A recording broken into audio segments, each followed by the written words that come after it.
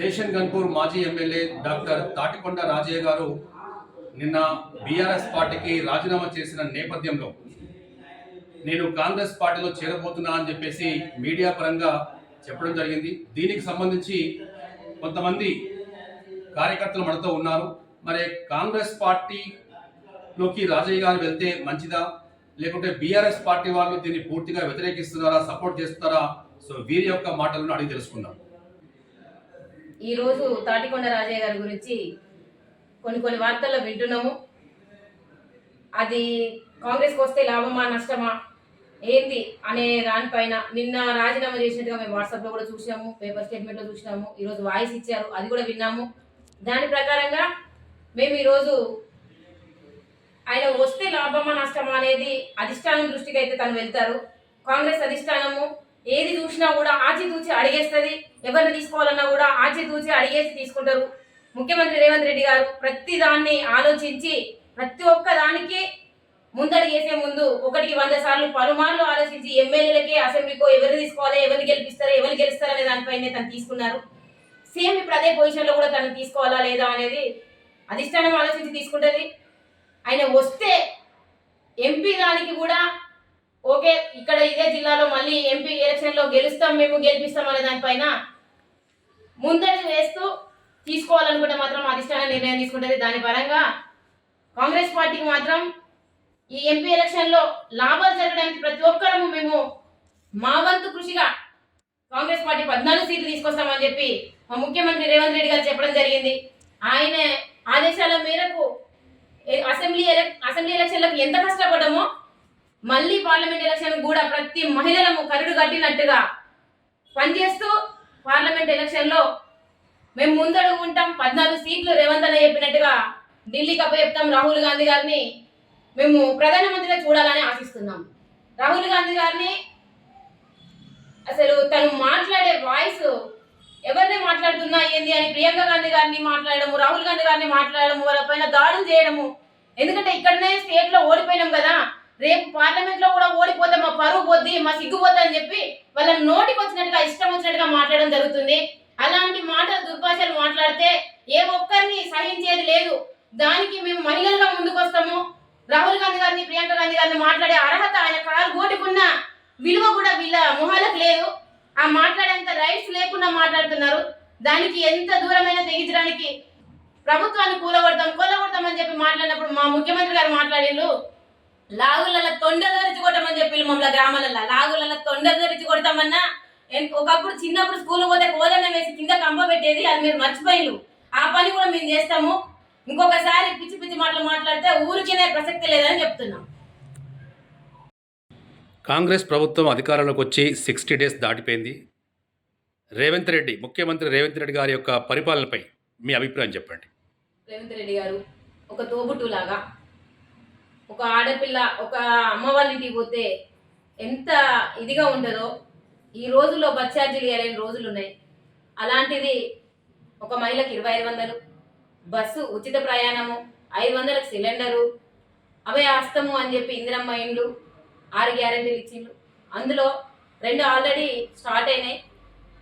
ఇంకా 2 మేము మొన్న వాట్సాప్లో చూసాం. అది కూడా రేపు 5వ తారీఖు విడుదలవుతుంది అనేది మేము వింటున్నాము. కాంగ్రెస్ ప్రభుత్వం వచ్చినప్పటి నుంచి మాత్రం మేము ఒక మహిళలుగా మాత్రం చాలా సంతోషంగా ఉన్నాం.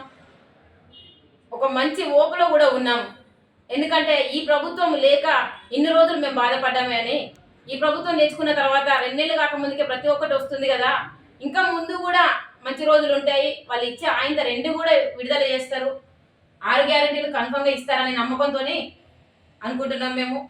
అదే ప్రకారంగా కూడా చేస్తాడు రేవంత్ రెడ్డి. ఒక తోబుట్టులాగా, ఒక అన్నలాగా స్టేట్లో పార్టీ అనేది కాకుండా ప్రతి మహిళకు ఒక తోబుట్టు, ఒక అన్నయ్యలాగా పనిచేయడానికి మాత్రం నేను ముందున్నా అని చెప్పి మొన్న చెప్తుంటే విన్నాం మేము.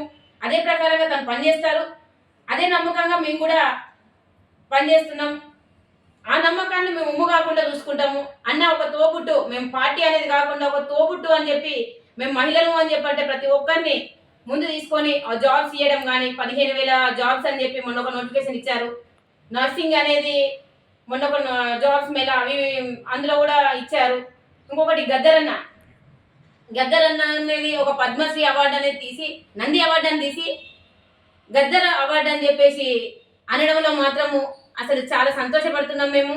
అలాంటి అవార్డు ఒక దళిత బిడ్డకు తన పేరు పెట్టి అవార్డు సృష్టించడము అనేది అంటే చాలా సంచలనము. అది రేవంత్ అన్నకు మేము చేతులెత్తి పాదాభివందనం, శిరస్సు వంచి పాదాభివందనం చేయడానికి రెడీ ఉన్నాం. ఒక మహిళగా మాత్రం గర్వపడుతున్నాం తెలంగాణలో పుట్టినందుకు, ఒక తెలంగాణ ఆడపిల్లలాగా. ఇంకా గ్యారెంటీలు కూడా ఇస్తారు అనే నమ్మకంతో మాత్రం అనుకుంటున్నాం. కాంగ్రెస్ ప్రభుత్వం అధికారంలోకి వచ్చి కరెక్ట్గా 60 డేస్ దాటిపోయిందమ్మా. మరి రేవంత్ రెడ్డి గారి యొక్క పరిపాలన ఎలా ఉందంటారు? కాంగ్రెస్ ప్రభుత్వం చాలా హర్షణీయంగా ఉందండి. గత 60 రోజులలో పరిపాలించే రేవంత్ రెడ్డి గారి పరిపాలన చాలా ఆనందంగా ఉందండి.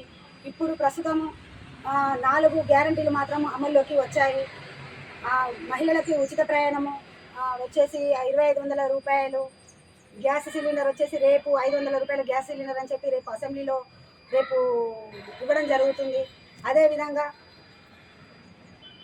అదేవిధంగా డ్వాక్రా గ్రూప్లో వచ్చేసి మొన్న ఇంద్రవెల్లి సభలో నాగోబా జాతర దర్శనం చేసుకున్న తర్వాత మహిళల మీద అన్నగారికి చాలా ఎంతో ప్రేమ ఆప్యాయతలో తోడబుట్టకపోయినా కూడా మొదలుగా నాగోబా జాతరను దర్శనం చేసుకున్న వెంటనే డ్వాక్రా గ్రూప్లు అందరినీ జమ చేసి అక్కడ వాళ్ళందరికీ కూర్చోబెట్టి నేనున్నాను అని చెప్పి వాళ్ళకు భరోసా ఇవ్వడము, 6 కోట్ల రూపాయలు వాళ్ళకు మంజూరు చేయడం జరిగింది. అదేవిధంగా ప్రతి ఒక్క మహిళ అంటే అక్కడ గిరిజనులు ఉంటారు, ఆదివాసులు ఉంటారు, వాళ్ళు పడ్డ కష్టాలు ప్రతి ఒక్కరు ప్రెస్ మీట్లో ఒక 2-3 మహిళలు వాళ్ళు మాట్లాడుతూ ఉంటే నాకు చాలా బాధ కలిగిందండి. అదేవిధంగా మహిళలకు ఒక తోడ పుట్టకపోయినప్పటికీ కూడా అమ్మ వాళ్ళ ఇంటికి వెళ్తే కనుక మనకు ఏవేవి సాంప్రదాయబద్ధంగా ఏవేవి ఇవ్వాలో అవన్నిటికీ అనంటే 500 రూపాయల సిలిండర్ గ్యాస్ అయితేనేమి, 2500 రూపాయల గృహలక్ష్మి, 200 యూనిట్ల కరెంట్ బిల్లు. ఇప్పుడు కాంగ్రెస్ ప్రభుత్వం ఇప్పుడు మనకు 6 గ్యారెంటీలు తీసుకొచ్చింది. 6 గ్యారెంటీలలో ఆల్రెడీ మనకు 2 రన్ అవుతున్నాయి. రేపు పొద్దున మనకు 5వ తారీఖు అంటే జనవరి 5వ తారీఖు నుండి మనకి ఇంకా 2 రన్ అవుతాయి. ఆ 2 ఏంటంటే 500కే గ్యాస్ 200 యూనిట్ల కరెంట్ వస్తుంది మనకి. ఎట్లాగో ఇప్పుడు ఒకప్పుడు వాళ్ళు బీఆర్ఎస్ పార్టీ ఉన్నప్పుడు మనం కనీసము కరెంటు చూడాలంటే కనీసం డెలివరీ టైంలో కూడా ఇప్పుడు పాపం ఆ కరెంట్ లేక అవస్థకు కూడా గురైన టైంలో ఉన్నాయి. రేపు నుండి మనం ఇలాంటి బాధలు పడాల్సిన అవసరం లేదు. ఒకప్పుడు బీఆర్ఎస్ ప్రభుత్వం ఉన్నప్పుడు మనం కేసీఆర్ చూడడానికి పోతే కనీసము ఎక్కడెక్కడో ఉండే అని చెప్పేవారు.